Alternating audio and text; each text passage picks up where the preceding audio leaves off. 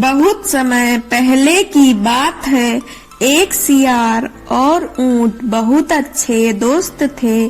सियार बहुत चालाक था और अक्सर ऊंट को बेवकूफ बना दिया करता था।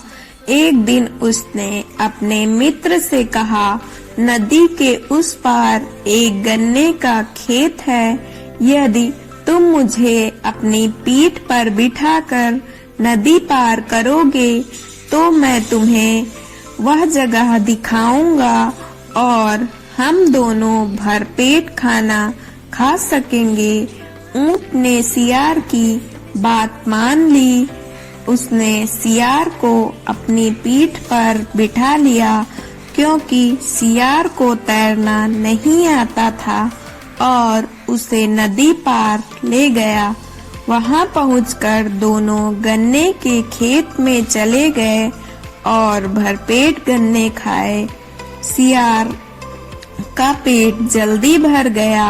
बस इसके साथ ही खुशी से वह जोर जोर से चिल्लाने लगा। ऊंट का पेट अभी तक भरा नहीं था।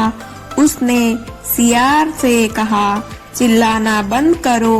ऊंट को डर था कि अगर सियार की आवाज सुनकर खेत का मालिक आ गया तो उनकी खैर नहीं। लेकिन सियार ने ऊंट की एक बात नहीं सुनी।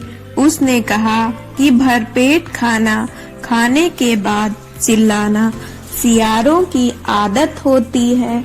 वह अब पहले से अधिक जोर से चिल्लाने लगा। उधर गन्ने के खेत के मालिक ने सियार के चिल्लाने की आवाज सुनी। बस फिर क्या था, हाथ में एक कुल्हाड़ी लेकर खेत का मालिक वहां आ पहुंचा। सियार झाड़ियों के बीच छिप गया, लेकिन ऊंट वहीं खेत में खड़ा रहा क्योंकि छिपने के लिए उसका शरीर बहुत बड़ा था। खेत के मालिक ने ऊंट को खूब पीटा। जब खेत का मालिक वहां से चला गया तो सियार झाड़ियों से बाहर निकला। ऊंट व सियार अब दोनों वापस घर जाने के लिए निकल पड़े। नदी पार करने के लिए ऊंट ने सियार को फिर से अपनी पीठ पर बिठा तो लिया, लेकिन इस बार उसने सियार से बदला लेने की ठान ली।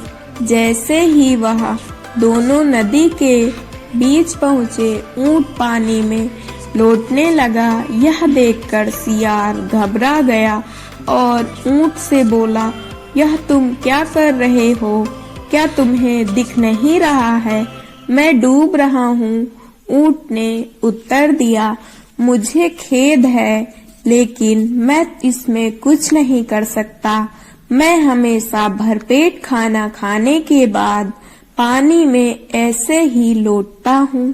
सियार के पास कोई चारा नहीं था और वह पानी में गिर गया। चालबाज सियार को उसकी गलती की सजा मिल गई।